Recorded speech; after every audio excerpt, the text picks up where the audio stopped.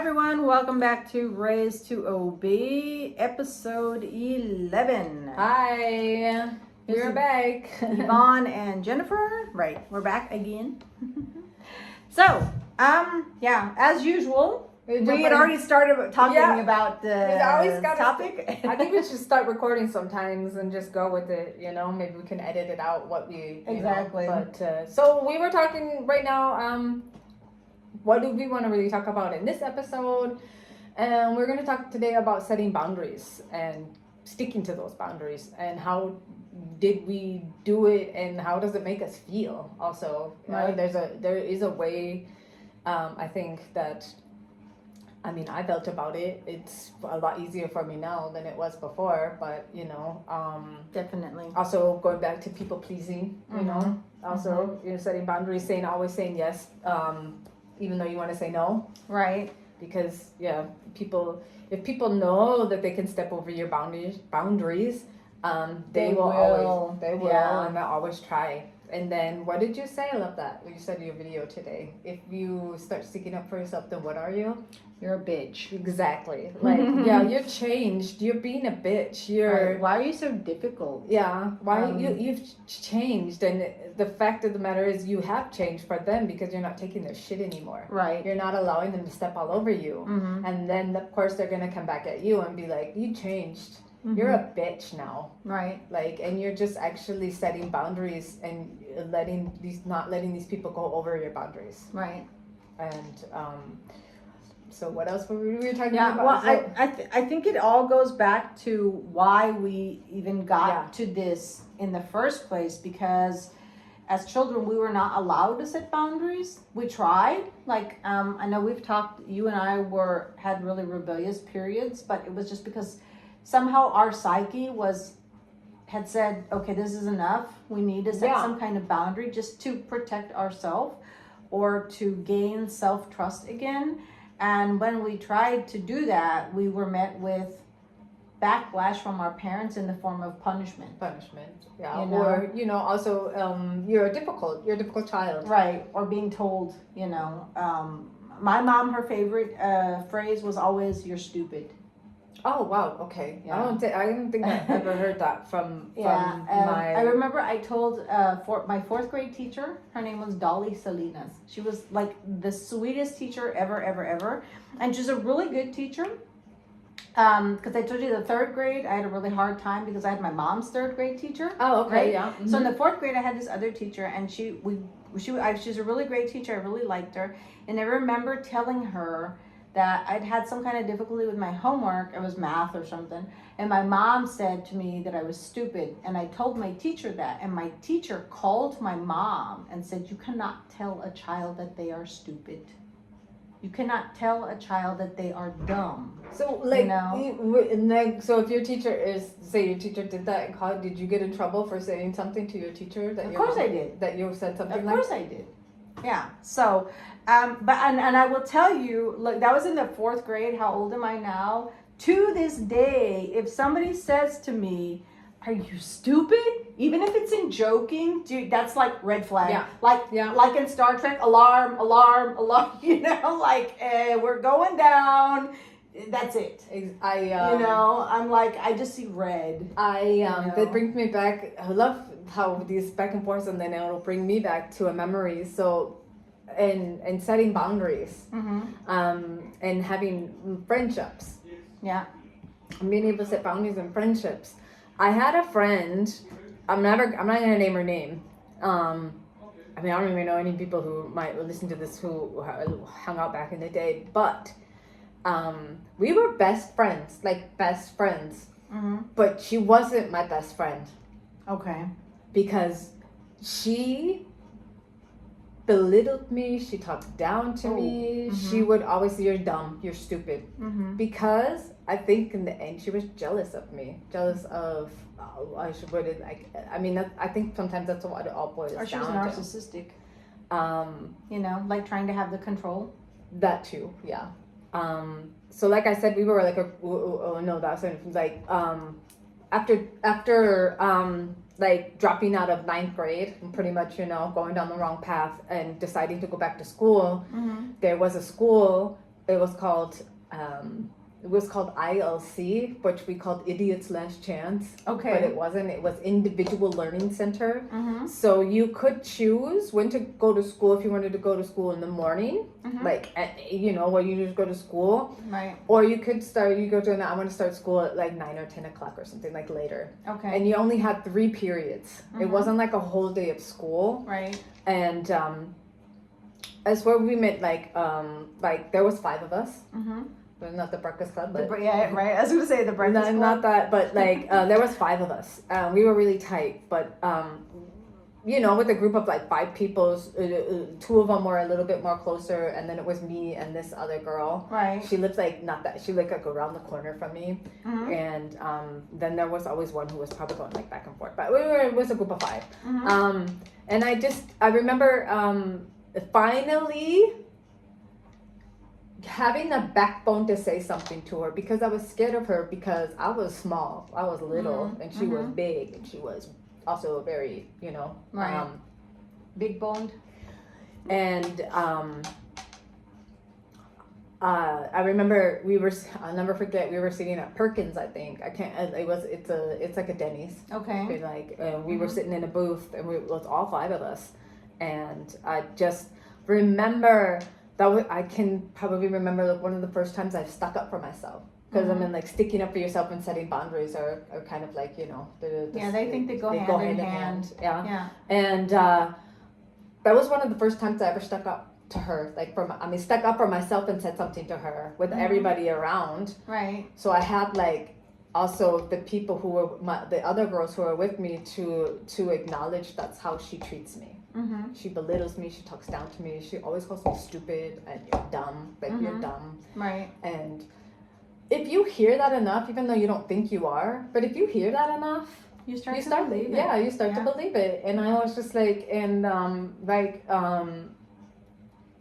if that even changed the trajectory of our friendship, did I even say that right? If even like, if that like, but like, just remembering like that was one of the first times I was 16, 17.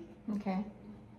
Like going through my whole life and Mhm. being in friendships like that, where you never stuck up for yourself, you always just let this person walk all over you. Right. And the first time where I stuck up for myself when I said something, Mm-hmm. girl, I was fucking shaking, my belly was like ugh, and I felt sick to my stomach, and like you start talking, your voice shaking, Right. like, because I'd never done that before. That was like the first time in my life, and if I was 16 years old, it was the first time in my life that I stuck up to somebody, like, Right. in a friendship, Mhm. like to say sticking up for myself Right. and saying, hey, dude, you're a shitty friend for Mhm. being this way to Right. me. And we still, like, over the years, because I live here in Germany, and then, these people are still in America. They're still actually in the same place where I left, Okay. where I was like, I mean, I don't want to say they're stuck, but, Mm-hmm. having, like, contact with them again over Facebook, Mm-hmm. and just realizing and seeing that person really hasn't changed much in that aspect of just stuff. Okay. But, like where like, she was and where she is No, now. just claiming that they changed, but then reading their posts and seeing what they do, and you're just like, yeah, you talk a bunch of shit, but you ain't changed, not Mhm. really. Mhm. Like, but anyways, yeah. So, or like, yeah, I don't know if you have any stories, but yeah, that's like the first time, like, of actually, sticking up for myself. Mm-hmm. Mm-hmm. And not really wanting to be friends with somebody like that anymore. Yeah. You want to be friends with somebody who talks down to you, says you're stupid, just really just mean, like mean. Mm-hmm. Yeah. I think that's a reason too that I cannot stand when anybody talks about me behind my back. Just because I told you about, my time in high school, you're being bullied, and then, so many people talking about me behind my back, and never bothering to find out what actually really happened, And that to this day is a huge pet peeve. If I find out that you were talking about me behind my back and it wasn't even true, then I'm done. You know, I feel like I don't need that toxicity in my life. I don't need that kind of negativity in my life. So we were talking also about how we set boundaries, and we've started doing it, and we tried doing it when we were teenagers, and you know, it may or may not have worked out so well, but then we started more and more into our adult lives. And one of the boundaries that we both set was moving over 5,000 miles away from home. Oh, like, You know. Yeah, okay. There's like a physical boundary, and I don't know if we did it knowingly or unknowingly, like consciously, like Unconsciously? putting Or that much subconsciously. There you go, like putting that much space between us. Yeah, I don't know. And a question we'd have to ask Freud, maybe, you know, like, was that, you know, something in the subconscious? Because I mean, I had joined the military, so I was like, you know, I'm going to see the world, you know, even though it's the Navy, but, you know. I mean, one of the reasons that I left where I was living at the time, where I was living at the time when I moved here, I just, like, I think I said that in one of the other episodes, I didn't feel like I belonged there. Mm-hmm. I mean, I'd moved around so much in my life anyway, as a kid, in Texas, California, back to Iowa, and I always knew that wasn't my end station anyway. I just never felt like, I belonged there. Right. Did you feel that though? So when you moved here, what? That you belong here? Mm-hmm. More than where I used to live. Where you were? Yeah. Okay. Yeah. I mean, that took a while to find friends here. Because, like, you know, the Germans are just a lot different than Americans in the sense of I was too loud, I was too much, I was too eccentric. Yeah. Like in my, you know, if you see somebody and you get excited, you're like, ah! And the Germans don't like that. They're just like, I know, they're like, calm down. They're like, that's fake or something, you know? Like, how can you get that excited about seeing somebody? And I'm like, I totally get excited when I see somebody I like, and I'm like, oh, you are! Like, you know, I'm just like a dog, you know, and you're wagging your tail. And you're like, you know, it's like,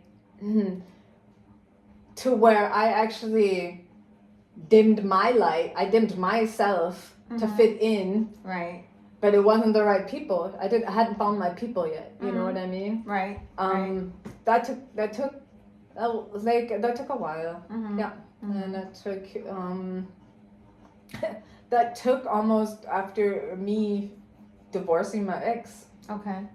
To where I actually really found my group of people that I still more or less have. Some of them are not there anymore. But that's also, so that's another thing. That's another with your boundary setting, right? That was like, I also think you get to a certain age where you're just like, I ain't fucking doing that shit anymore. Yeah. I'm fucking 48. I call it the around 50.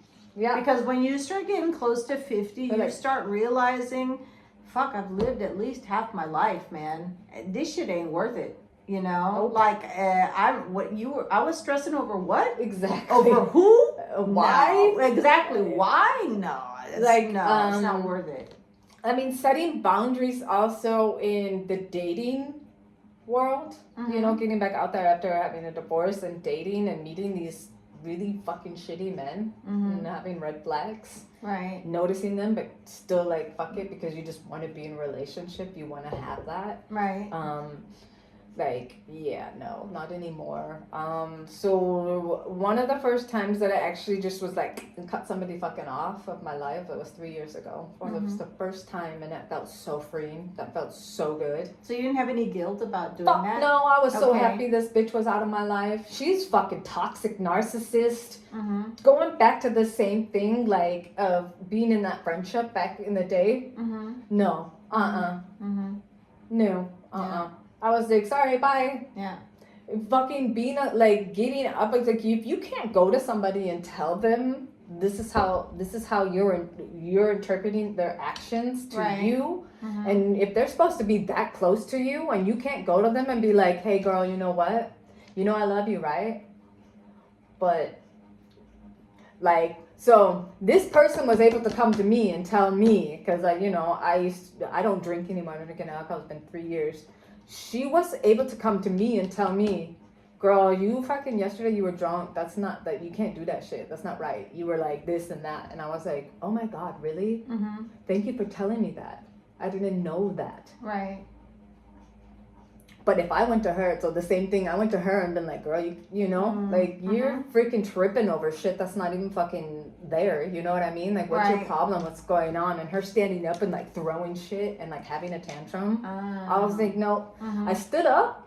I went inside her apartment. I got my sunglasses and the keys to my car. Calm, everything, calmly. Not like rushed or anything. Not like I wanted to get the fuck out of there.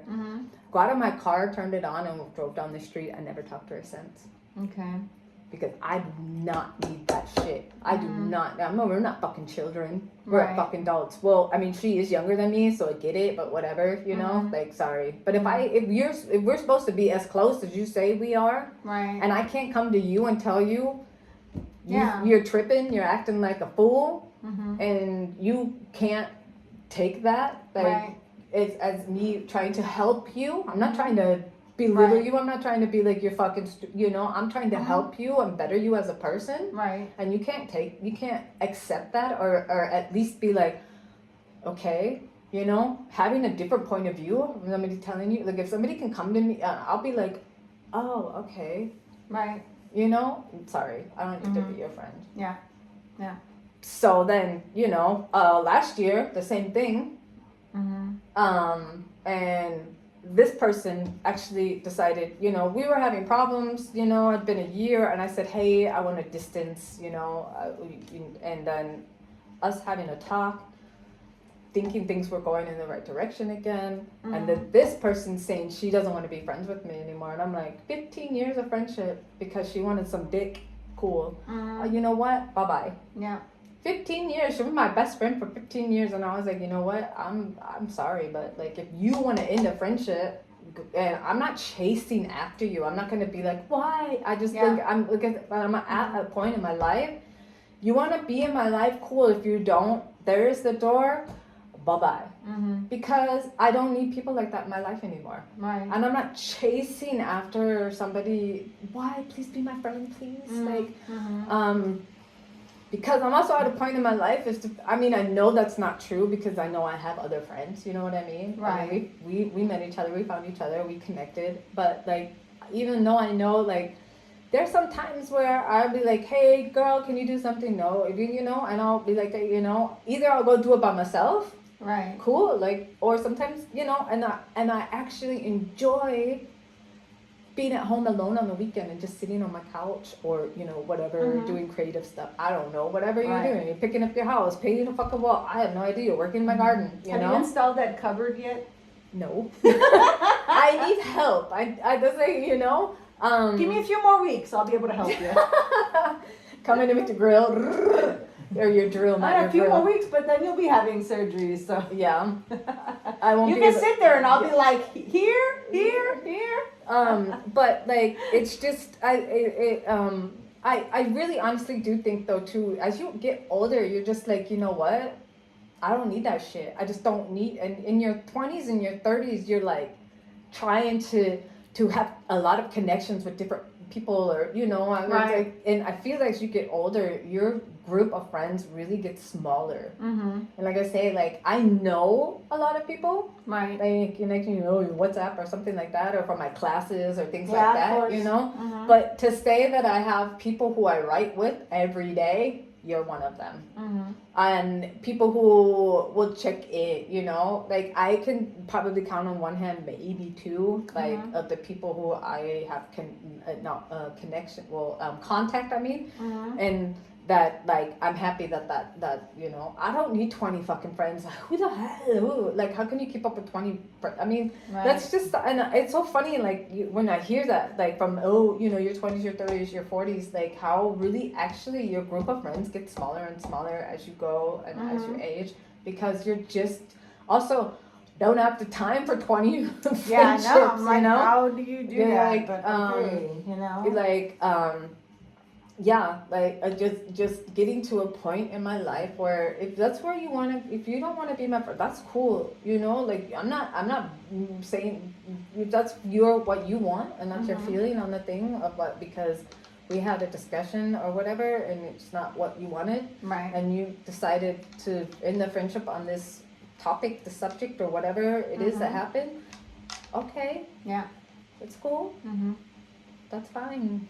I'm not mad. I'm not free. I didn't even cry about it. I'm not mad about it, really. Yeah. Because I just like I said, it just been so long in my life of not being able to set boundaries and sticking up for myself that it's just like, you come to a point in your life where you're just like, fuck it. Yeah. I've lived half of my life. I'm gonna live the other half of my life. I'm gonna be stuck with you in a retirement home. There you go. If I can cause havoc and You're like, oh, those two ladies, they're causing trouble again.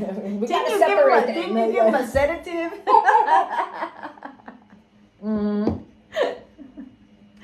Yeah, definitely. Yeah, I think. Go ahead. I just wanted to ask you actually, like, if you have a memory of one of the first times where you could have, like, where you were setting a boundary, because I mean, like, I don't have to be anything like what, like me and like friendships or something like that, but like. I mean, like the first time that I really set my foot down and refused to comply, if you will, I was already in the army. Horses. Oh yeah. I was already in the army and I was 27.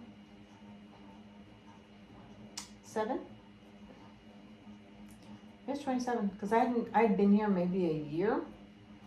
So when I came to Germany, I told you, as a truck driver, and when I came to Germany, I was assigned as a chauffeur to a general, to a one-star general. And this one-star general and we did not really like each other. He did not like the fact that he had a female as a chauffeur. I didn't like him because he was a dick, but hey, was the army. I mean, they don't ask you, you just say, yes sir, and move out. So anyway, I had been his chauffeur probably about maybe 8 months or so. And so the way the chain of command worked was, even though he was my supervisor because I worked for him, my immediate supervisor was a captain that worked in the they called it the G1. It was a section that worked under the general, and it was basically the secretary pool, So there was this captain, and he was the one that did my evaluations. And then the general would have to sign off on it too, but the captain was the one who did the evaluations because the general didn't have time for that shit, The general was like, did you get me there on time? Yeah, I'm good, Did you get my coffee in the newspaper? Did you schedule when we have to go down range to fire our weapons or in the gas chamber? I had to do like coordination stuff. But anyways, so this captain, he had an affair. He was a captain, mind you, an officer, and he had an affair with a private that was in the secretariat pool. And officers and not officers, a private is a non-commissioned officer. They're not supposed to mingle. So private is like the very first one. Yeah. Right. So she was a really cute little thing. And well, aren't they all? Yeah. And so I actually walked in on them one day. Oh shit. So I didn't say anything. I walked out. I didn't say nothing. He didn't say nothing to me. She didn't say nothing to me. I just, I did say something to her because I was a sergeant at the time. And I just told her, I pulled her off to the side and I was like, you're playing a dangerous game. First of all, he's an officer. Secondly, he's married. If you guys get caught and somebody's like having a bad day, they're going to bust both y'all's asses. I was like, think about, she was like 18, 19.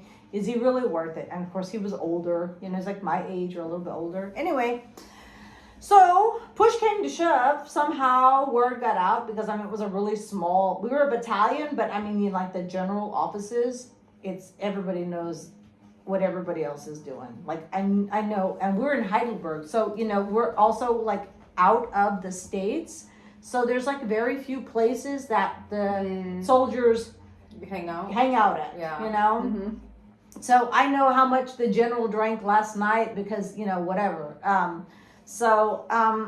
Word got out that they were having an affair, and I got called in and asked if I knew or had heard anything about it. Because in the military, word of mouth is fucking truth.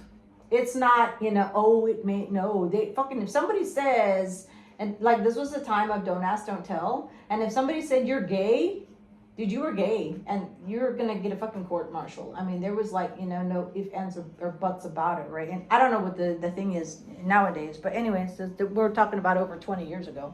So anyway, and before I got called in, this captain told me, what are you gonna answer? And I said, I'm gonna tell the truth, sir. I'm not gonna lie. And he fucking threatened me. I mean, like, he was going to give me a bad report, and I was going to, and I'd never had a bad report. I mean, all my reports had been, like, up until this point, spotless, right? I mean, he just, like, threatened. And I was like, I'm not going to do it. You can threaten all you want, but I'm not going to lie. And that was, I think, the very first time that I actually stood up for myself. And I had this feeling in my gut, and I was just like, God, like, ugh. And so it came down, and the general called me, and then he's the one that questioned me. And so I told him straight up. I was like, I told him what I had seen. I said, I cannot verify anything except, I walked in and they were kissing. And the captain told me, by the way, that if I did tell you the truth, he was going to write me a bad report of conduct. Nice. So 2 weeks later, that captain was somewhere else. He didn't work for us anymore. Wow. Okay. So that made me feel like, wow, I did the right thing. I set a boundary. I said, no, I'm not going to lie. And before I would have been like, well, yeah, I mean, you can give me a good report. And at that point I was like, no, and it was not, sadly, that was not like a turning point. Yeah. Where I just like set boundaries, from now on until then. I'll lose my glasses. But it was a start, and it just kept getting better and better until I was with my ex, and that was narcissistic, controlling freak. But anyway, and then it started up again, like as we talked about when we started dealing with our past, started down this road of healing, started dealing with our inner child, and you sent me a video, I think it was, on TikTok, right, where this person talked about setting boundaries and how at first you might have guilt or you might have bad feelings. And I told you, like, I had that because I set boundary with my mother. That's why she's not currently speaking to me, but, that's on her. But I set a boundary with my mother. And I felt bad about it because how were we raised? I was supposed to respect my elders. I was, supposed to. We were raised to obey. Love and honor my mother and father. I mean, that's what the church preached all the time, and it still gets to me. But I know that if she never speaks to me again, if I never speak to her again, it's for my mental health. Yes. So much better. And that's just like, that's just like also, I feel like in the generations, like, okay, like even our parents and our generations, and I don't remember, I can't feel like when it's to the generation where I kept, now, you're hearing like just because they're family doesn't mean that you have to keep them in your life. Right. Because they're toxic. Even with the family members, toxic doesn't mean just because they're blood, you know? Yeah. And I was like, yeah, like, that's like, I felt that. I was like, that's awesome. Like, because it doesn't matter if they're toxic, doesn't matter. You have to honor your mother and father. Yeah. They raised you. They get the roof over your head. I didn't ask to be born. That was what they decided when they wanted to have kids. Hey, let's make a kid together. That's what you do when you decide to become a parent. Right. You take that kid, you raise it, you give it a roof. Those are the necessities that you do for a kid. Right. And they made us feel like we need the fucking roof over your head. Mm-hmm. You figured, like, that's what you're supposed to do when you're a parent. Right. Like, fuck you. That's like the least you could fucking do because I didn't ask to be born. Mm-hmm. What do you want me to do? I'm 12 years old. Should I go fucking get a job and get my own house? I can't even do that anyway because I'm 12. I'm not an adult. Yeah. Like. Yep. I would never be like I mean, not to say that I probably never said like, yeah, you're living under my roof, like, you know, my rules, but not like to the extent that my parents did. Right. You know what I mean? Yeah. Like, I'm not gonna be like, oh, fucking give you food on the table, like that. And be like, it's my rules. If you don't like it, you can get out. Like, we're gonna go when you're 12, right? Like, yeah. But like, I'm like, yeah, but that's what I signed up to do when I said I wanted to be a parent. The first thing when you find out you're pregnant and you have a baby and you're gonna keep that and you get to term and you fucking push that thing out, you are a parent. You made the decision to become a parent, and that is like your job to fucking do what you parents do. Mm-hmm. And it's fucking like, oh, now, you know, like, that's just fucking like, I'm supposed to honor you because you decided to become a parent. Like, I have to honor you and respect you because you put a roof over my head, which is what you're supposed to do when you become a parent. Yeah. Like, make that make sense. You know what I mean? Yeah, I think that a lot of that is also tied into the fact that our moms were so religious, you know, because that's a very religious principle, is honor your mother and father. You know? Honor thy neighbor. Yeah, when your neighbor's an ass. What? Yeah, exactly. No. You know, Isn't honor your neighbor? Is it? It's honor your mother and father, but I don't know if it's respect your neighbor. Love your neighbor. You're supposed to love your neighbor. And you're not supposed to lust after their whatever. Something. You know, like, I don't even know. I don't even know those things anymore. Yeah. Like the Lord's Prayer. I still know that. You know, you mentioned that. Do you know the Hail Mary? No, I don't know that one. Hail Mary, full of grace. But I know the Lord's Prayer still because so before my mother-in-law was cremated, the pastor that was not intentional. The pastor did a blessing before she went to cremation. And he said the Lord's Prayer, and they said it in German, and I said it in English. It just like came out, and I was like, the fuck that come from? Like, I didn't even know I still knew that. You know what I mean? I was like, oh my God. So it's probably been at least like 40 years since I said it the last time, and it's still fucking stuck in there. So when we were at your mother-in-law's funeral, and they did, you know, a lot of the church stuff, like, you know, when you do the cross or like say the Lord's Prayer, and I just didn't, I couldn't, and I didn't want to, but I didn't do any of that. I made a ruined cision on my forehead. Yeah. But yeah, I mean, I think that has to also do with like tie into that, like. But isn't it funny though? Like when they were doing it all, though, it was like still all there. You know what I mean? Like the scriptures that he read and the crossing and the, like, you knew when to do it. You know, like when to stand up. When to stand up, when to sit down. He said, "Peace be with you," and in my mind it was like, "And also with you." You know? Yeah. Yeah, I'm like, why is that still there? I mean, this was when we were kids. I mean, kids, you know, but that is so fucking ingrained. So like, going back to like now, so like here in Germany, you like pay church taxes. I don't know if that's in America, right? I don't think they do it in the States. And I don't. I don't because I never got baptized. So one of the things is like I'm not in the church. You have to go to the court and house or whatever, and then get like you be like I want out of the church, right? So you don't have to pay church taxes, and you have to pay money to get out of the church. Yeah. So you know. Yeah, I know. Money crazy. Making. Yeah. So I'm not in the church anymore. But you know what you get in the heathen. You get a letter in the mail that you can't believe, you know, pretty much like it's passive aggressive. Okay. Like, well, if you get out of the church, you can't marry in the church anymore. And I was like, oh no, really? I'm so sad. Like reading this letter, I'm like, oh my gosh, this makes me want to join the church again. It was so passive aggressive in this letter. You're not allowed in the church anymore. And I was Catholic like, church, right? So I'm like, what are they standing at the door? And if I walk, no, you're not allowed. And they have my picture on the wall. nope, sorry, you can't come in. I'm like, really? Or they let you in and you try to take communion, they'll be like, you're gonna burn in hell. Also that, you can't take communion unless you do your first communion. Like, that is the worst. Like, if you can't go and take the body of Christ if you haven't been to the schooling. Right.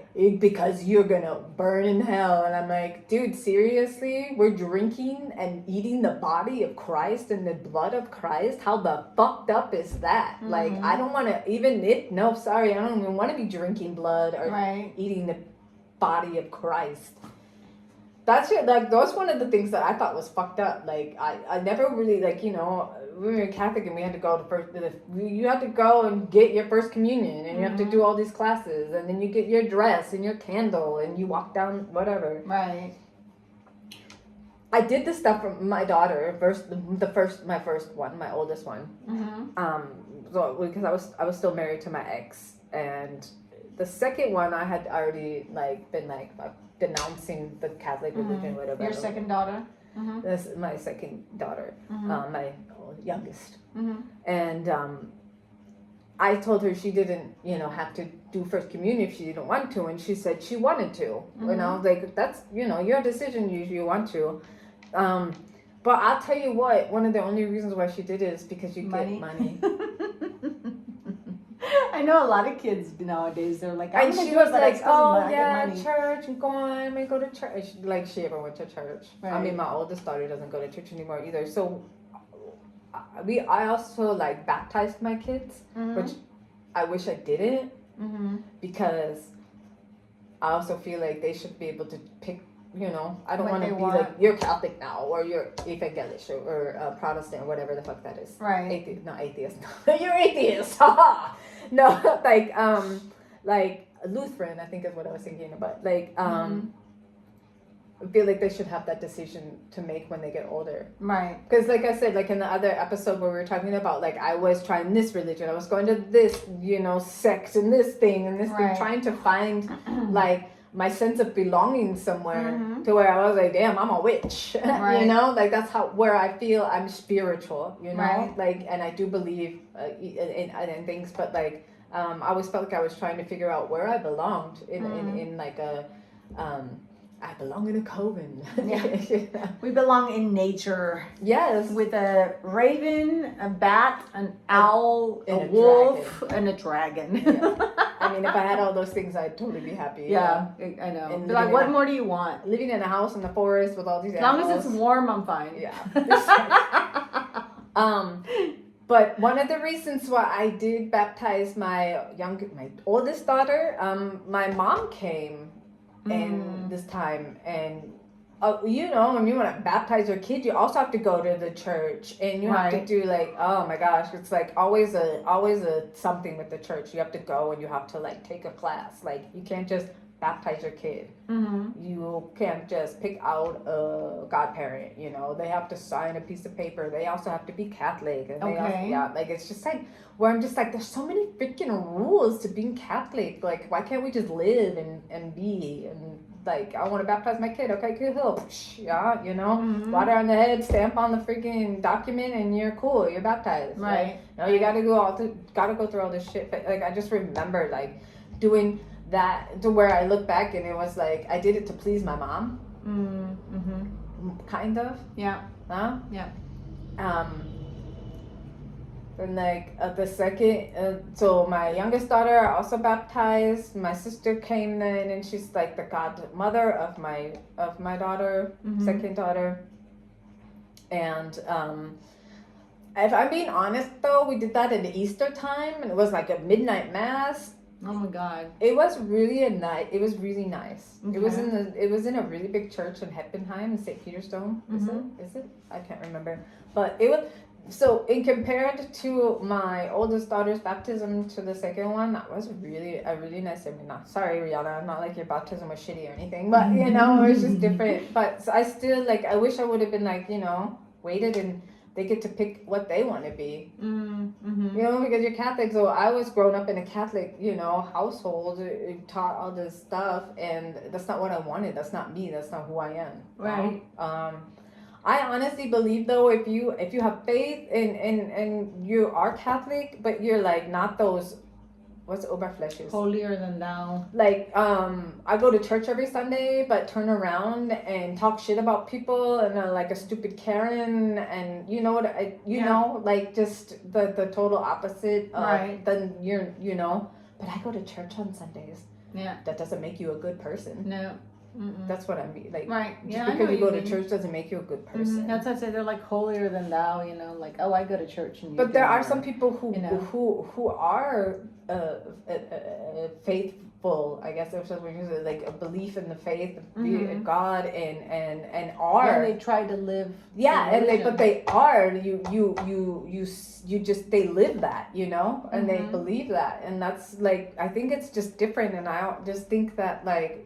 Maybe because I also experienced that growing up was like holier than thou, like the perfect family, but behind the scenes it wasn't. But we projected that out to the world, right? And that's what I think a lot of happened back, in our generation. And yeah, that's just. Now we just totally went on a rant about religion, right?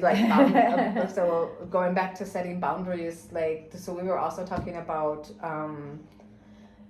setting boundaries at work in the work environment, right? I mean, I know every person who has a job is different. It's just going back and like where I used to work, where we used to work together, and like. Like setting the boundaries there too, of yeah, like we were talking about, like not saying yes to everything. Like anytime somebody came up and hey, can you do this, or like can you stay later, can you come in earlier, everybody but you was sick, are you still coming to work, and can you do this class? This person's going to work, because you were, even though you were sick, you had a cold or whatever, but knowing, well, everybody else is sick and, you're like the only one, yeah, like you said, if somebody was sick, can you do this class? Can you do this class? Can you do this? And then like, before you knew it, I mean, there were weeks where I had 10 classes in 1 week. Plus my work. Dude, that's a lot of classes, man, you know? And it doesn't matter if it was Reha classes or, whatever. I mean, for me, mentally, the rehab classes are actually a lot harder than doing like a HIT class or something, just because you have to be careful and, you have to have more exercises for different, people that can't sit up, people that can't get on the floor, people, whatever, how it is. And, yeah, so, having to learn to do that has been hard for me, just because there's always like this, it's my inner child, and just now realizing that it's my inner child that is afraid of the backlash. You know what I mean? That I got as a child when you try to speak up or talk back, or like you said, you needed attention. So even negative attention is attention, right? And so you didn't, or I didn't, and I don't think you did either. We didn't get this as children. And so now as an adult, trying to set these boundaries and saying no. Yeah. When, and then there's well, why not? Because I said no. I mean, that should be enough. Yeah. If I say, like, it's like when someone's, if someone's being raped, no is no. You shouldn't have to sit there and explain why she doesn't want to be raped. You know what I mean? And I feel it's almost, of course, it's not the same situation, but it's the same, I don't know what the word is that I'm looking for. If you ask me to do something and I say no, then that should be, especially as an employer, that should be enough. I shouldn't have to explain myself, like, why I don't want to do this, because then you put me in the position where I'm trying to explain it and you're just going to belittle me and cut it down and dismiss it. Yeah. You know, like we talked about in the last episode, you know? Yeah. And I don't think that I should have to put myself in that situation, you know, where I allow you to dismiss how I feel. You know what I mean? Like, I mean, it just to say something about, like, so work, like, where they would ask you, like, when are you coming back to work? Right.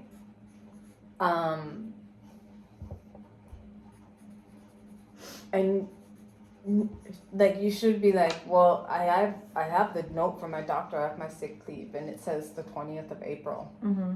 So why are you asking me Why when are you I'm coming asking? back to work? Because you already have a note from the doctor that says the 20th of April. Mm-hmm. And maybe longer. Right. But I don't have to tell you that right now either. Right. Like, you know right now, I'm coming back on the 20th of April. Mm-hmm. Mm-hmm. Also feel like, and I don't know if that's from this some of the people at work asking you questions, like, about things, like, if that's coming from, like, behind, you know, like, you know, is it him, you know, this person asking these people to ask you, Right. like, are you still in pain? Mm-hmm. Yes, it doesn't matter if I'm still in pain. Hang on. What's up? But, like, what does that even matter if I'm still in pain? The doctor told me I don't have to go back to work until the 20th of April. Right. I don't even feel like it should depend on what kind of surgery you got or not. Like, you don't have a desk job. We have a job that requires you to be, like, in this extraneous activity, but, like, you know, You have to your body- physically be you're physically- in movement. yeah, And, you know, lifting heavy stuff. and the doctor's like, hey, you can't, you know, and you go back to work and they're like, well, why didn't you do that? You know, because I can't, because my doctor told me I can't. That's Right. why I'd rather just not come to work until the time where I see that I can do my work properly. exactly. Right. Without any restrictions. Yeah. Yeah. Yeah. And that's just like, Definitely. they're actually, you should not have to, you should not really have to explain yourself. Can you take over this class? Like, so I'm doing classes, you know, like at the other gym. Right. And they will be like, I've been asked numerous of times if I can take over a class. Mm-hmm. And I always say no. Right. And I'm about ready to explain myself, no, and I'm like, no, sorry, I can't. Right. No, I'm sorry, I can't. Like, I'm not going to say I have an appointment because I have this or this or this. I'm going to say, no, I'm sorry, I can't. And that's it. Right. They don't need I'm not going to give them an explanation, because why should you have to explain yourself? Exactly. You're explaining yourself because, like, I think the explaining comes from a little bit, and I could be wrong, but it comes from maybe this feeling of guilt. You know what I mean? yeah. Of having said Yeah, no. yeah, exactly. You know, like, because you're explaining Yeah. yourself. You know Like, what I you mean? feel guilty. And you feel guilty about saying Oh, no. no, You know? but because I have Yeah, to. I can't because I have an blah, appointment. blah, blah. Yeah? Right. I think you're trying to, like, explain yourself because you're like, oh no, like, yeah. But, like, I was like, also, again, I'm not just like, I worked at that job and I gave fucking more than 100% at that job. I did shit that I wasn't even really supposed to do, but because I didn't want to sit around and be bored, you know. Right. I feel like I went above and beyond what I was supposed to actually do at that job. And you know what happened? I got fired for something I did not do. Right. They didn't even have any fucking proof whatsoever of what I did, because they had the word of a dude who fucked his wife and telling them that I was, that I got whatever it is that happened. I don't really have to go into it here. Yeah. So I worked at that for 2 fucking years. And they just called me in the office one day and fired me. And I never had a write-up. I never had any misconduct, nothing. Right. And that showed me at that point in time in my life that I will never ever go above and beyond for a job, unless it's my own fucking job. Like my self-employed, like I have my own gym. Right. Or I have my own whatever the fuck it is. Right. But I'm never gonna go above and beyond for Yeah, any because job it for doesn't, anymore. I mean, yeah, but looks where it got me. you It know, got me fired. yeah, exactly. I was just gonna say, I mean, nobody thanks you for, you know, going above and beyond, you know. And I've heard that so many times. Like you go, how does that like thing go? Where they're just like, yeah, but also you're replaceable. Yeah, definitely. Everybody's replaceable. Everybody's replaceable. We were talking about that on Saturday, right? Yes. When we Like, went to Darmstadt. The water bottle. Yeah, I know. Okay.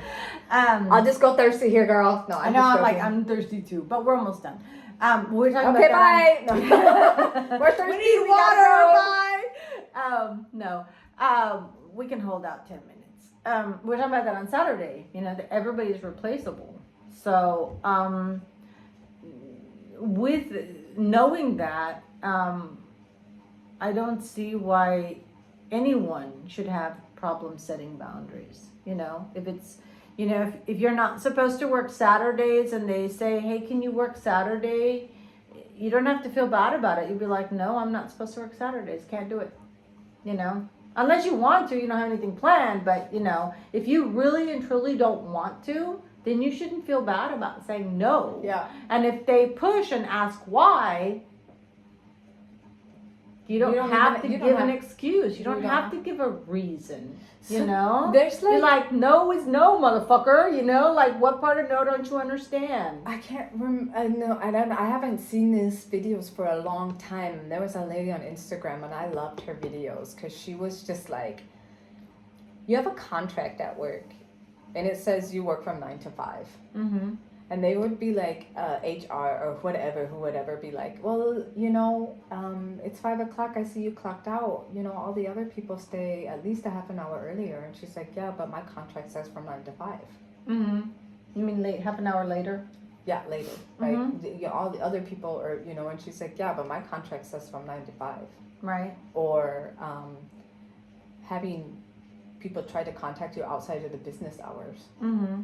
Like, and you don't answer. Well, where were you on Saturday? I tried to get a hold of you. Right. Well, that's the weekend. That's my time. It doesn't even say in my contract that I work on Saturday. So right. The weekend's my time. Mm-hmm. But trying to make them feel bad. Yeah. For not answering the phone, for not working past the time that they're supposed to. I watched a video on TikTok. This guy's funny. He said, so he works at apparently like for the city or something, and there was like busted water pipes or something.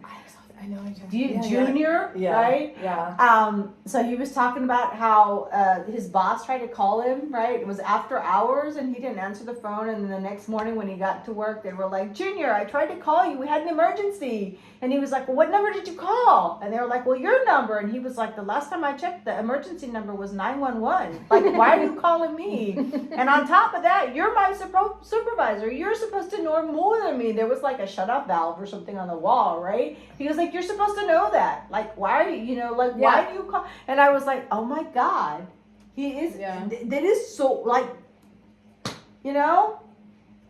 Why do we have to watch videos of people saying this when we know inside he's right? Like, how many times have I gotten a WhatsApp on my day off, you know, with something having to do about work from my boss? And I'm like, and every time that happens, I'm like, he fucking knows I'm like off today, right? Like, why are you writing me? Can it wait until tomorrow? I mean, I will see you tomorrow morning at work. Is this something that I really like, you know? So I've gotten to where I don't even respond, you know? I wouldn't even open the message. And that drives me fucking crazy because, you know, I'm obsessive compulsive. So when there's like a number on the thing that's showing a message, I'm like, it needs to be gone. It needs to be gone. But, you know, I'm like, fuck it. It's because I know who it's from, you know? I'm like, yeah, I'll deal with it tomorrow morning, you know? Yeah. Tomorrow morning when I get to work. Not tomorrow morning when I wake up. You know, because that's still my time. Like my time starts when I'm at work. You know. But I mean, I think I mean, I don't want to like what's the word I'm looking for? But like I think that there's more people than not that have trouble setting boundaries for things like at work, with your partner, with your, well, thing is I never had a problem setting boundaries with my kids, you know, but that's different. I don't know, that's different, like, things, but like, setting boundaries with friends too, like, just saying that it's not easy, but you can. It is doable. And the more you do it, the more less the less guilt you have about it. That's what I was gonna say. That was one of the videos that you sent me. Is that the more you do it, the more you will realize you have less and less guilt about setting these boundaries, because your internal psyche realizes you have to protect yourself. Yeah. You know. But what I think this, and like also, is that called an analogy? So like it's also in saying kids try to go by your boundaries. And try to push your boundaries. So you say to a kid, no, you can't have an ice cream, and that's what they keep trying. They keep trying because if you give in at any time, they know that you'll always give in. If I keep going and keep going and keep going, she's gonna eventually give in. Right. And some parents do. Right. If it's even 5 minutes, that kid will go 5 minutes because it knows. If they goes 5 minutes, I mean they don't know what time, but they know. I know. They know if I ask long enough, they're gonna say yeah. Yeah. And that's exactly. I mean, then you're getting into like you're an adult, and that's work, that's friends, that's your partner. They know if they keep asking long enough, you're gonna say yes. And that's why you say you have to set a boundary.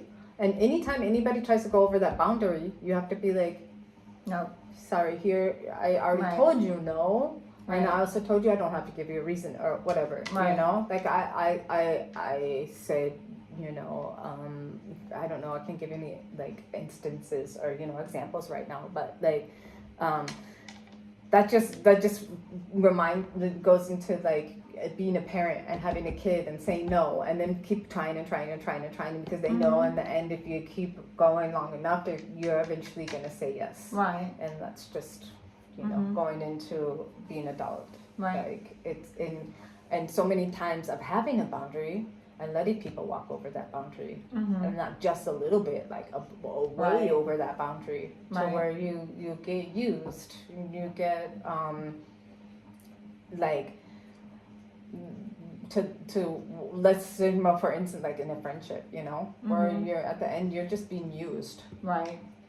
There's not really a friendship there. It's a one-sided friendship. They're gonna get something what they need from you, and they don't have any need for you anymore. Right. They don't contact you. They don't write. But as soon as they need something from you, they're right back. Hey.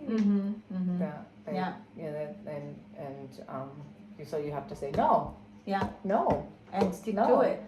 And they're like, oh, come on, man, blah blah blah blah. Yeah. And that's trying to see, keep trying because they might eventually say yes. Right. Come on, man, it's just one beer. Well, no, I got work tomorrow. I have a presentation, whatever. Wow, come on, man, and they just keep trying. Right. And you have to keep saying no, because man, I do not want to. I think. Well, I don't know how it is for you, but I know when I first quit drinking alcohol, I got that a lot, like it's just a shot. Yeah, it's only a beer. It's only a shot. You don't have to drive anyways. Your husband's driving, it doesn't cost anything, like when we get like the little shots after dinner, like the Italian place or Greek or whatever, like. It doesn't have to do it doesn't have anything to do with why I'm saying no. Yeah, but that's that's funny though. But you used to drink. Yeah. Well, that's the thing though. What happened when I stopped drinking is I was really able to put my fucking foot down on that. But you don't have to drive. Are you pregnant? Yeah. Doesn't matter. I know. I don't want to drink. Yeah. And it's just a shot. I don't care. I don't want to drink. I had to tell this person 2 times really nicely. To the 3rd time where I was like, and I was a bitch. I'm going to fucking say I was a bitch. He finally got it, but then I was labeled as a bitch. Bitch, I tried to tell you 2 times nicely, no, I don't drink anymore. I don't. This is when I this is the first, like within the first 2 weeks that I had stopped drinking. Like, dude, people sometimes don't know why you stop drinking. It doesn't even matter why you say no, and that should be the end of it. Why? Are you driving? No. Are you pregnant? No. But baby, motherfucker, I used to be an alcoholic and now I'm not, and I've been sober for 3 years because I can't have one drink because one drink leads to two, leads to four, two, and now I'm an alcoholic again. Like Yeah. it doesn't. Like that's another thing. I shouldn't have to even explain to you why I don't want to drink. Exactly. I'm not driving. I'm not pregnant. I'm not this. I'm not that. I don't want to drink alcohol anymore. I think this is, and I don't know what it comes from, but the boundaries are often pushed regardless of what it is. And I don't know if it's just because our generation raised a bunch of narcissistic people. I don't know, you know? I mean, I get this not only with alcohol, like I go through periods where I don't do sugar, right? What do you mean you don't want cake? I don't want cake. Oh, that's also. How can you not eat cake? It's your birth. It's my birthday, or it's I don't want cake. Yeah. You know, I'm not doing sugar right now. Oh, but just a little bit, just a little taste. No, thank you. Thank you. It looks really good, but I don't want it right. Why can't you just respect that? Why do we feel the need to disregard others' boundaries? Say you were like, why can't you? Well, that's what I say. Also, if I was diabetic, would you want me to eat this piece of fucking cake with 250 grams of sugar in one piece? You know? You're diabetic. Okay, that's okay. You know? Oh, but that's different. You know? No, it's not. Oh, I have some diabetic candy. You can have that. I don't want any. You know, it's like leave me the fuck alone with this shit, man. You know? Yeah. Like, seriously, you know? I was like, if I weighed like 300 pounds, you know, and was like, I'm, you know, on a special diet, would you still be like trying to shove a schnitzel in my face, you know? Like, but I don't know. I don't, maybe it's because of how we were raised and because our boundaries were always overstepped, like with no disregard to how we felt. I just have a really hard time with people not respecting the boundaries that I have now as an adult. You know, and I get really bitchy about it. I mean, for me, it doesn't take two times. I'm bitchy like from the get go. You know, we can maybe be nice one time, but two times, like by the third time's a charm. But like, I've also learned throughout like going through this and things like sometimes you just have to be a bitch and be labeled as a bitch because like people don't get it if you're nice. Yeah. Why? Why can't I just be nice and saying no thank you? Oh no thank you, and then move on with your life. Yeah. Who fucking cares if I eat a drink of beer, like drink a beer, eat a cake, or whatever it is. You know, or you set your boundaries. No, I don't want to go out tonight. I have a headache. I don't, you know. Yeah. Just say no, thank you, and that person's like, yeah, okay, and move on with your life. Right. Really, seriously, it's not that deep. If I don't drink a beer, is it? Like, you're like, are you gonna die because I didn't have a piece of cake? Am I really honestly hurting your feelings because I didn't drink a beer with you? Right. Are you on it? Like, I know that's always my line is like, if I don't eat or drink this, whatever it is the world gonna go under? Are we all dying tonight? Just move on. Like, you know, if I know this is like my absolute last opportunity, you know, then I might do it, you know. But yeah.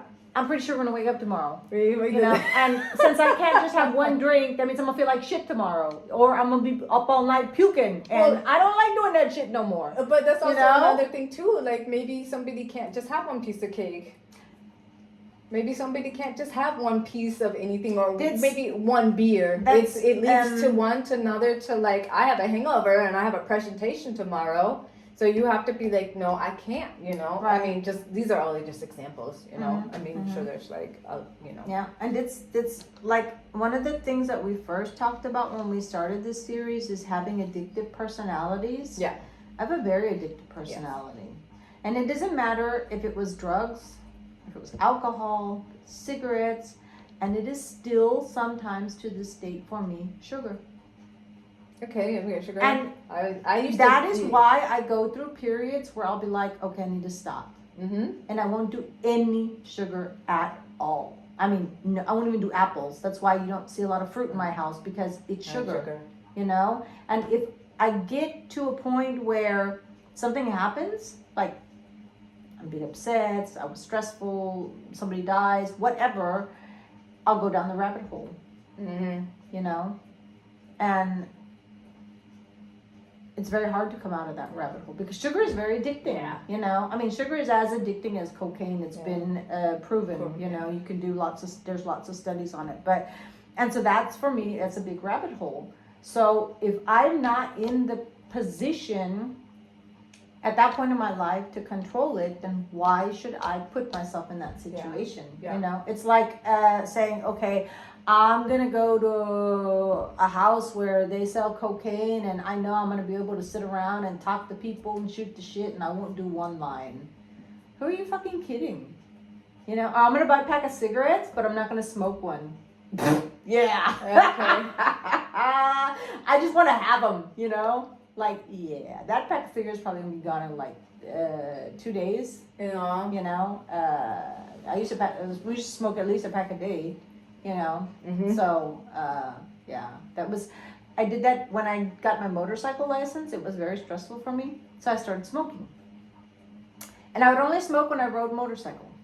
I wouldn't smoke any other time, just when I was on the bike, like before my lesson, after my lesson. Then I got my license, and I was really only smoking when I was on the motorcycle. And that turned into, I was smoking one in the morning, and I was smoking one in the evening. And within 2 weeks, I was smoking a pack a day. And I went on the motorcycle. You know what I mean? It was just like, get back into this dangerous cycle. All or nothing. You know? Like, I can't do exactly. it. I can't, Exactly. I cannot be I'm like, all or nothing. I know there's people who can occasionally have a drink of a beer. Or like people that, like social smokers or social yeah. drinkers. I can't do that. But it's neither like, yeah, it's I'm either like you, I'm like all or nothing. There's no in between for me. Like if we bring cake home or something, or if I make a cake, it's gone within a couple of days because my husband likes cake too, you know? And I can't be like, oh, let me just eat, you know, like a piece and I'll save the rest. And who are you kidding? I'm if I'm there's not cake, that, it's yeah. gonna get eaten. You So know? for me, it's gummy bears, like anything gummy. Okay. Like I will buy 5 packs, put them in a big old thing, and like I just, even if you're like, oh, just a couple here, a couple there, and you throw out the day when you keep doing that, and then within 2 days, 5 packs of gummy whatever are gone, and I'm like, holy shit. Fuck. Like, so either I don't buy them because I won't eat them if they're not there. Yeah. So that's an all or nothing. I can't just be like, oh, I mean, like 1 or 2. Yeah, but Yeah. it's 1 or 2, but several times a A day, day, right? So yeah. the bowl's empty.